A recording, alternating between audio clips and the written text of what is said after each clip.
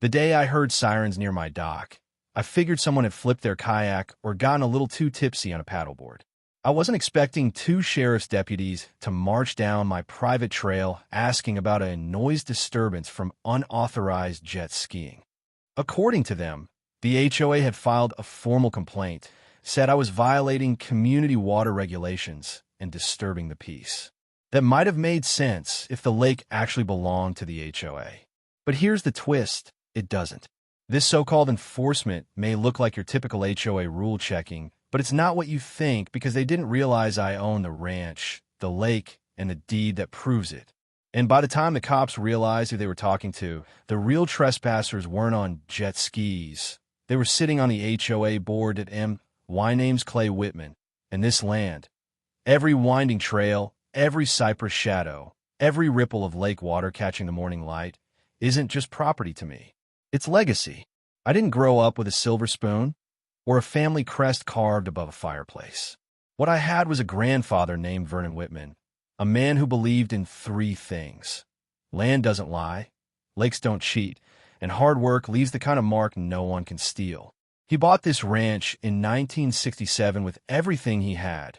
No loans, no partners, just the cash from selling the old family hardware store and the grit to turn wild acreage into something he could hand down one day. Back then, it was untamed country. Dirt roads, no fences, just a skeletal barn, a spring-fed basin, and a weather-beaten cabin that leaned a little to the left. That basin, after years of runoff and some damn work Vernon did by hand, grew into a full-blown lake. Not a pond, not a retention hole. A lake wide enough for two boats to pass, deep enough to drown a row of cottonwoods, and clean enough you could drink from it. And he named it Lake Vernon, not for himself, but for the idea that you leave your name where it belongs, on the land you tend, not the people you try to impress. By the time I was born, the ranch had become the family's heart. Summers were spent helping patch fence lines, feeding horses, fishing off the dock while my dad grilled steaks 2 yards back. I learned to ride before I learned to spell. I learned to sharpen a blade before I understood interest rates. And when my dad passed unexpectedly in my late 20s, the responsibility came to me earlier than expected. I didn't run. I stayed. I took the deed, took the weight, and made sure the land didn't fall out of the family's hands. I didn't change much. Added solar to the main cabin, upgraded the workshop, dredged the lake one summer to preserve the shoreline. But otherwise, I kept it exactly as it was meant to be, private, peaceful, and proud. For decades, that privacy held strong. The ranch was big enough, close to 600 acres, with the lake sitting dead center like a sapphire tucked into denim. Our borders were surrounded by thick timber, cattle easements, and the occasional distant property line where fences ran more out of habit than function. Then came the development. It started innocently enough. A gravel road about 2 miles from my northwest fence line got paved. Then a billboard went up off Highway 71, live lakeside, modern homes with timeless views. I didn't think much of it at the time. Developers were always sniffing around Hill County, trying to sell scraps of prairie as prime waterfront. But this one, called Clearwater Ridge Estates, wasn't just marketing dreams. They were pouring foundations. Fast. Within a year, there were 10 houses. Then 20. By the time the third wave of construction hit, some of them were starting to pop up closer than I liked. Still outside my legal boundaries, sure, but now their backyards looked out across the same lake I used to fish alone at sunrise. See, the thing is the lake looks shared. No fences ran through it. From a drone shot or real estate ad, it probably seemed like a neighborhood gem tucked into the center of a picturesque cul-de-sac. I even saw one of the realtors post online, calling it a community access spring-fed reservoir. But it wasn't. Legally, and I had the paperwork to prove it, Lake Vernon was entirely within my property lines. It wasn't a shared resource. It wasn't owned by the county, the state, or a homeowners association. It sat 100% on the deed that my grandfather signed, that my father notarized, and that now bore my name in permanent ink. I didn't say anything, though, not at first. Why would I? The homeowners had no docks, no trail access, no physical encroachment. They just liked looking at the lake. And I figured, fine, let them enjoy the view. Not everything has to be a standoff. If they kept to their side, I'd keep to mine. Besides, the HOA they formed seemed, at a glance, harmless. Typical suburban stuff: landscaping rules, mailbox uniformity, some light noise ordinances. They mailed me an informational packet, likely just assuming I was one of the larger adjacent lot owners. I tossed it in the same drawer where I kept takeout menus and expired coupons. I didn't reply. I didn't need to. Their rules didn't apply to me. But in hindsight, maybe that silence was a mistake. Because power likes a vacuum. And HOAs? They don't stay small for long. Especially when there's water involved. It started with little things. A polite knock one afternoon from a woman named Evelyn asking if I'd consider joining a lake advisory council. I declined. Then a notice taped to my back gate, inviting me to a community forum on jet ski regulation. That one made me chuckle. Jet ski regulation? On my lake? Still, I let it go. I kept to my side of the property, as always.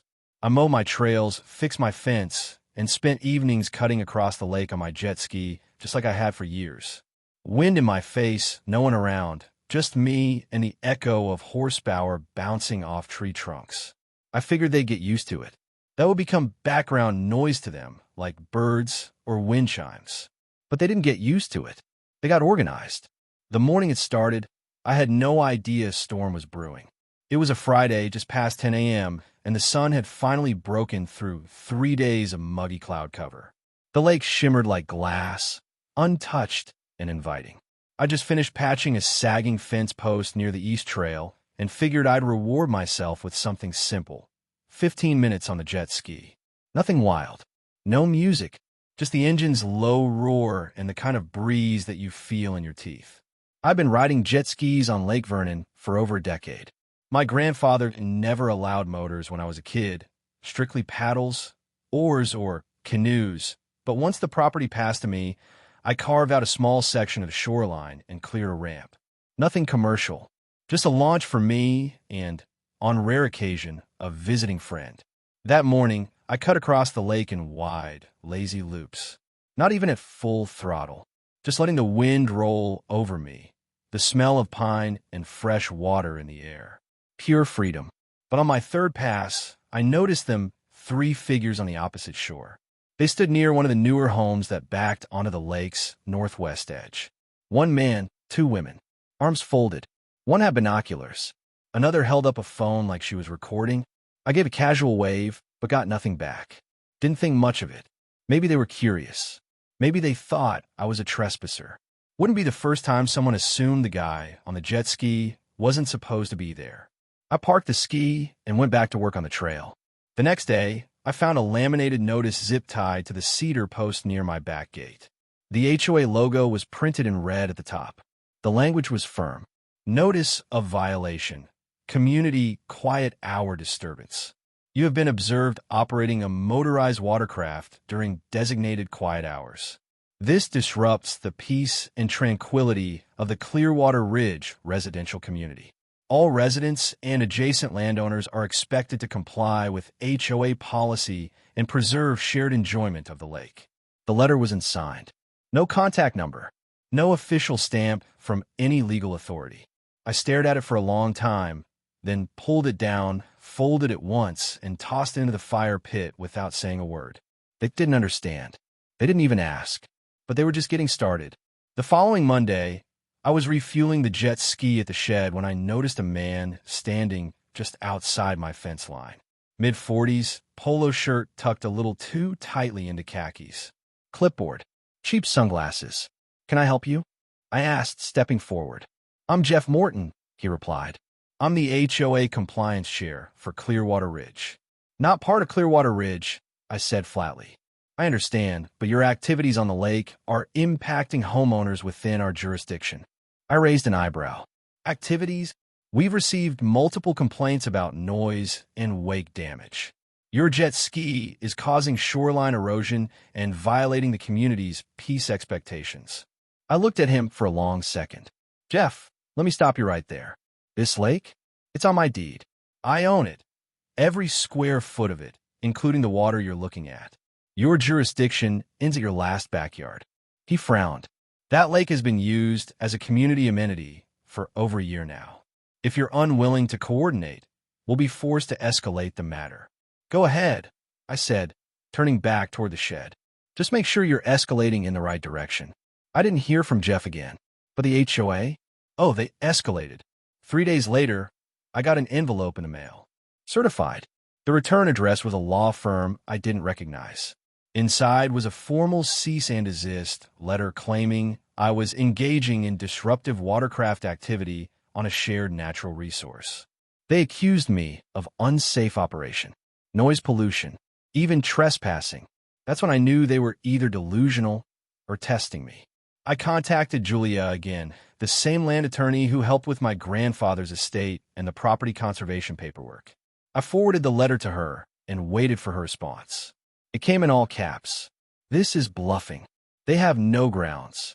Do not respond formally yet. So I didn't. But I started documenting. Every ride, every letter, every visit. I kept a binder with timestamps, videos, GPS logs, and copies of my original property deed and the county zoning maps. Because deep down, I knew where this was heading. The police showed up 1 week later. 2 deputies in a black and gold sheriff's SUV, idling near the fork in the gravel road that led to my boat shed. I approached calmly, already holding a folder. "Morning, officers," I said. The taller one, Sergeant Baines, I think, stepped out. "Got a call about unauthorized jet ski activity and noise complaints." "From the HOA?" "Yeah," said it's disturbing residents and possibly crossing property lines. I opened the folder. Here's my deed. Property lines are marked. Lake Vernon is entirely within my land, documented with the county. No shared easement. No HOA jurisdiction. You're welcome to review it. They did. Silently. Professionally. The shorter deputy gave a low whistle. That's a hell of a clean title. I nodded. Been in my family since the 60s. Sergeant Baines handed it back.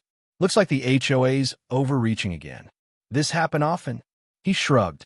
Some of these newer boards think homeowners association means land management. It doesn't. We'll file this as a resolve call. No further action. But the damage was already done. Word spread that the cops had visited my property, that I'd been warned or investigated. One neighbor claimed she heard my jet ski had been impounded, which was ridiculous. Others whispered that I was abusing community resources or endangering families. I hadn't changed a thing, but somehow I'd become the villain in a story I never asked to be part of. I started receiving strange letters and signed, typed with things like, "You should respect the people who live near you. No one wants conflict, but you're pushing the limits. It would be easier for everyone if you just stopped." They weren't threats, not legally, but they had the stink of intimidation.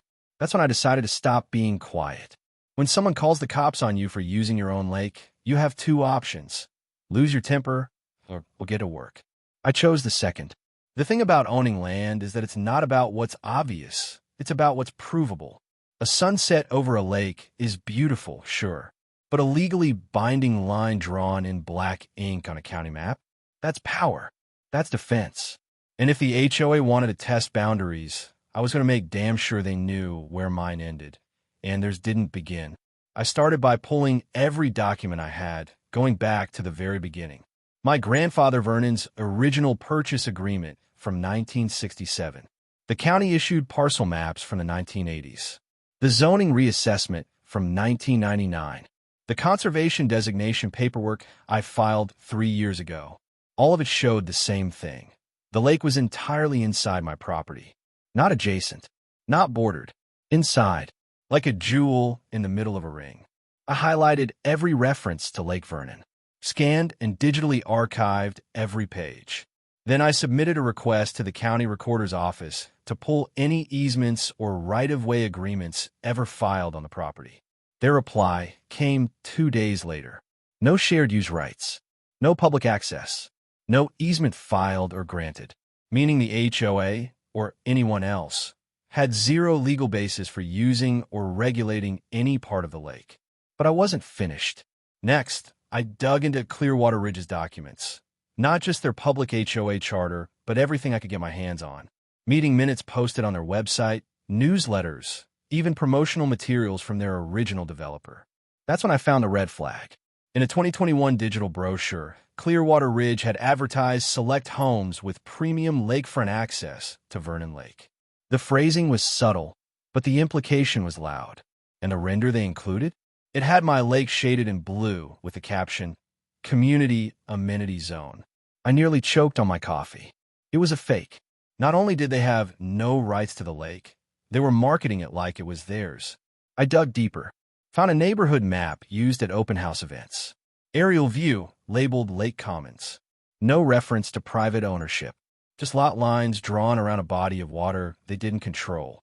That map was distributed by the original developer, Clearwater Holdings, LLC, now dissolved, replaced by a newly minted board led by HOA President Jeff Morton and Vice President Evelyn Brandt.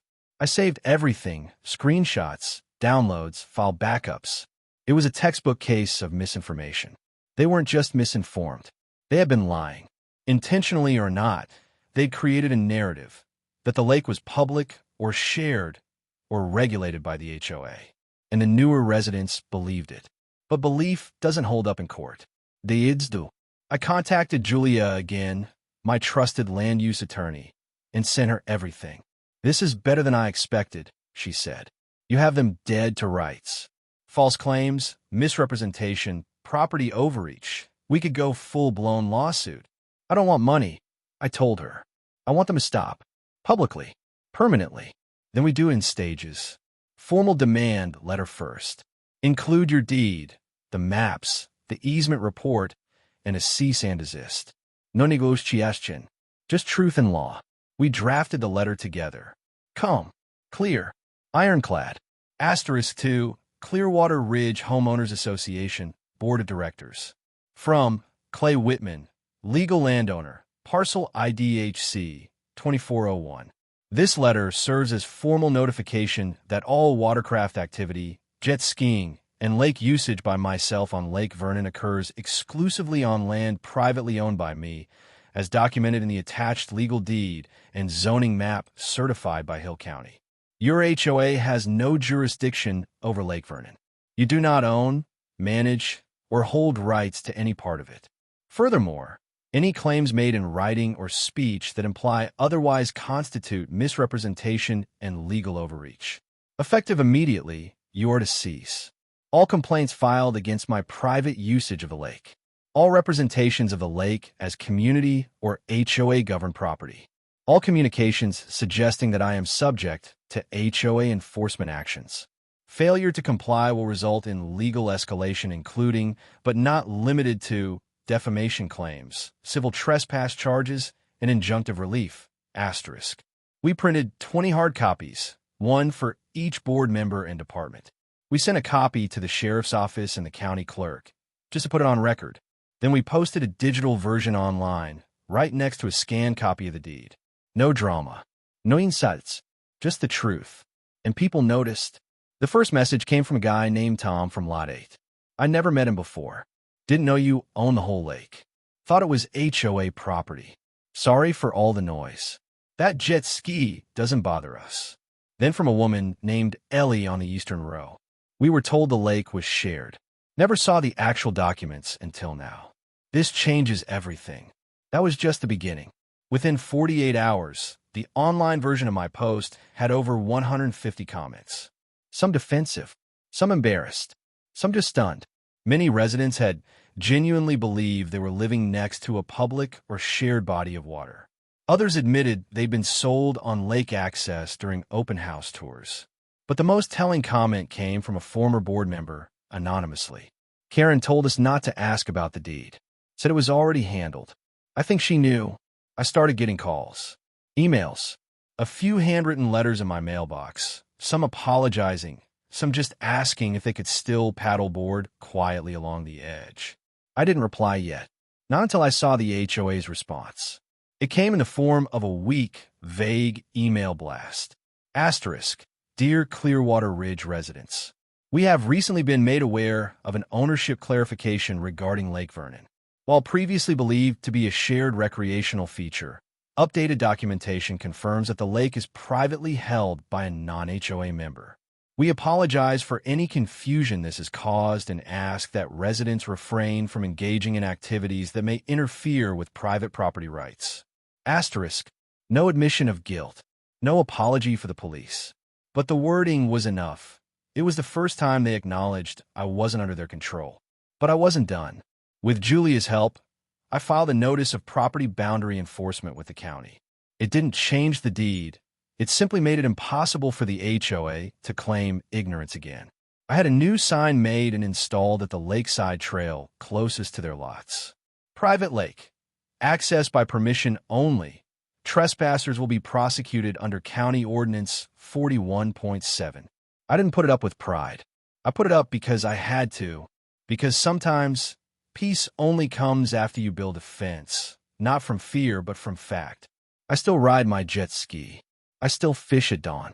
But now, when I do, the stares I get from the other side of the lake aren't angry. They're uncertain. Because now they know. They're watching a man ride across his lake. With his rights. On land no HOA will ever touch. It's funny how quickly confidence crumbles when it's held up by fiction. The Clearwater Ridge HOA had spent months acting like the lake was theirs to police, filing complaints, calling the cops, whispering behind closed doors. But once my cease and desist letter went public and the deed documents hit the neighborhood forums, something shifted. Their tight grip on the community loosened. That smug, silent power they held, it started to crack. And then came the meeting. Officially, it was labeled a special session to address lake property concerns. But everyone knew what it really was, a damage control circus. Held in the Clearwater Ridge Clubhouse, which looked more like a souped-up barn than a boardroom.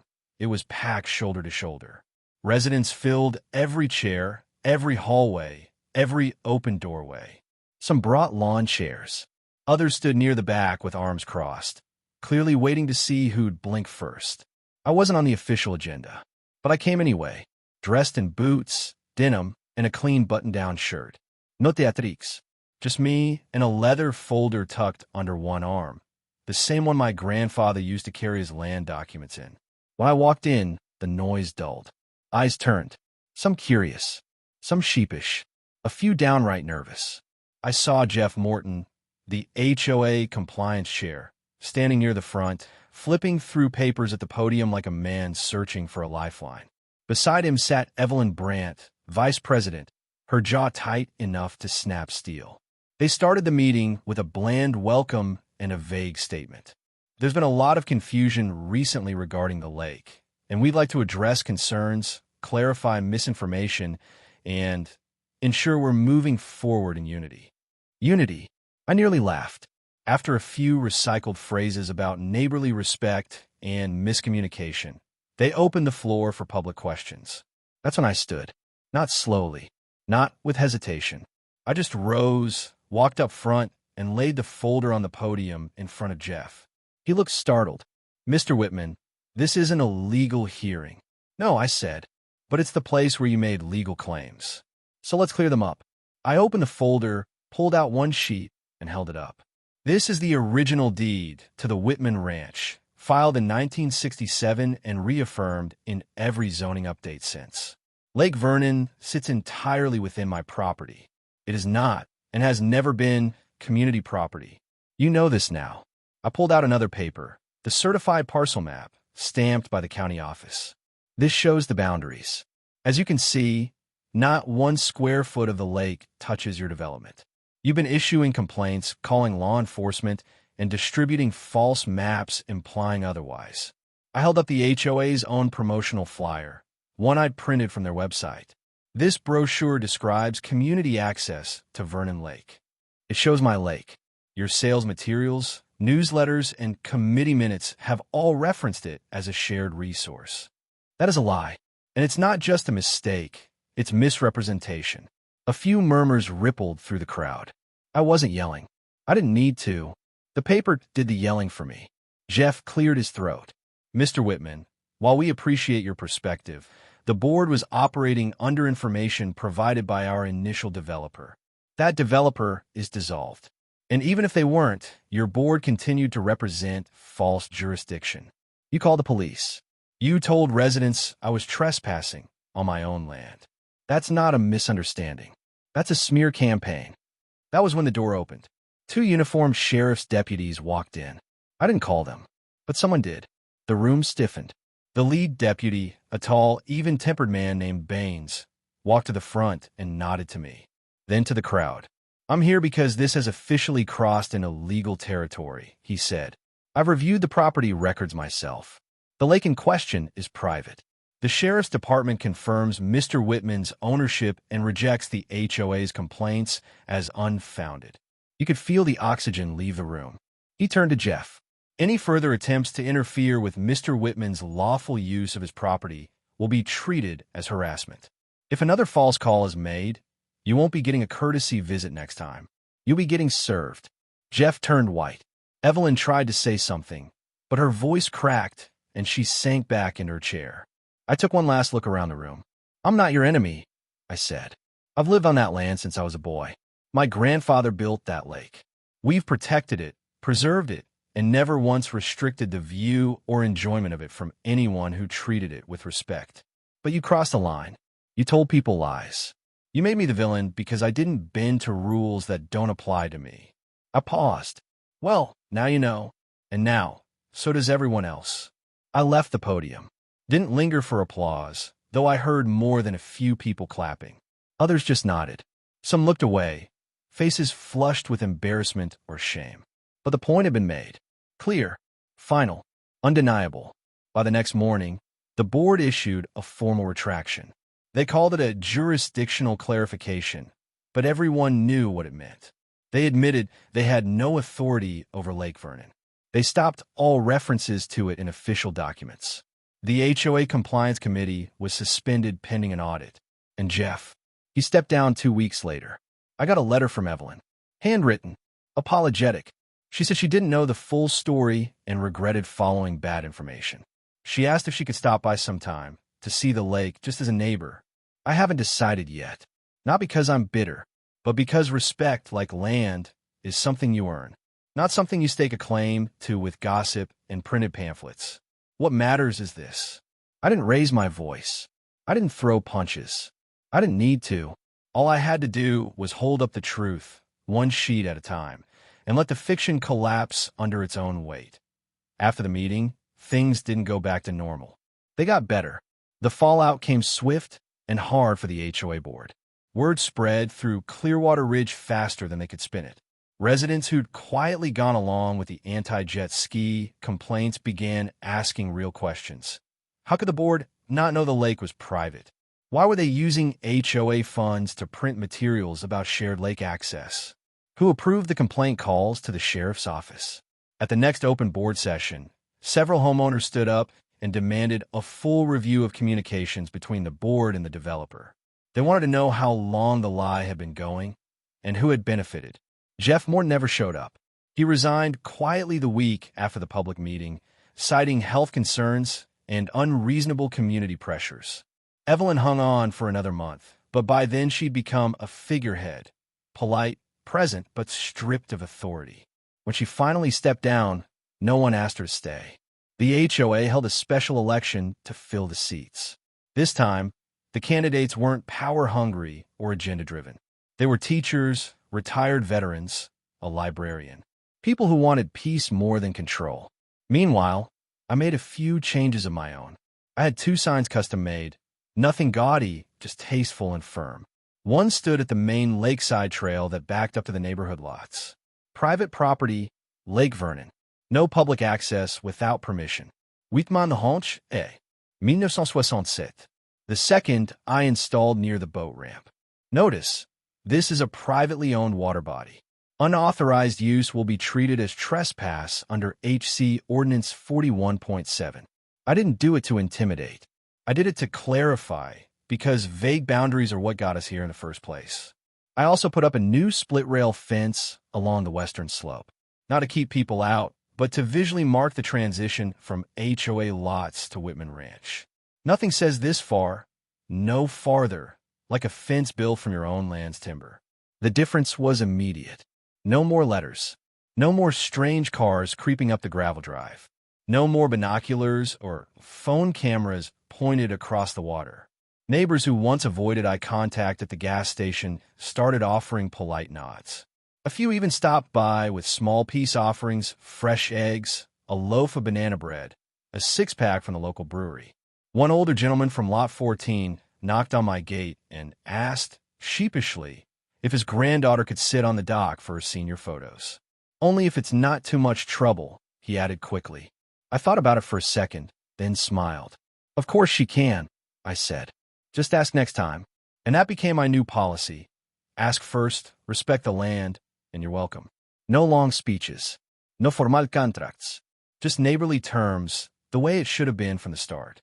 A few families began bringing paddleboards or kayaks over on weekends, with permission. No one blared music. No one left trash. They appreciated the chance, and I appreciated the quiet return of trust. I kept a simple ledger, not for money, but to track use. Names, dates, type of craft, and a checkbox for respect shown. It wasn't legal. It was personal, and that ledger never once gave me a reason to say no. Lake Vernon remained private, but it no longer felt like a battlefield. It felt like home again. I spent the following spring dredging the shallow end, planting native grasses to reduce erosion, and repainting the boathouse. I took the jet ski out whenever I pleased, always during daylight, always within the bounds of decency, but never again with shame. I wasn't disturbing anyone. I was using my land, and now everyone knew it. Somewhere along the way, peace stopped being a hope and started becoming a habit, a kind of earned stillness. Not from submission, but from standing your ground the right way, firm, lawful, and measured. My grandfather always said, "You don't need to fight if you've got the facts." It took me a while to understand what that meant. But I do now, because power built on assumption will collapse the second it meets proof. And a lake you own by deed? That's proof no HOA can overwrite. If your HOA thinks they can strong-arm you off your own land, remember, the law isn't on their side if you know where your deed ends and theirs begins. For a while, I let them bark orders, post notices, and spread misinformation. I figured the truth would speak for itself. But the truth only works when you show it, on paper, in court, in front of the people who need to hear it most. Land isn't just dirt and water. It's legacy. It's the proof of everything you've worked for. And when someone tries to claim what's yours, with fake maps, twisted words, or threats dressed up as rules, you have every right to push back. Not with noise, not with anger, but with facts, with the law. Because your voice may be small, but your deed? That a document louder than any HOA president's ego. They thought they could bully me off my lake. Instead, I reminded them who really owned the shoreline. So next time someone waves a rule book in your face, smile, and hand them your boundary map. It's not about confrontation. It's about conviction. And in the end, the land will always speak for itself.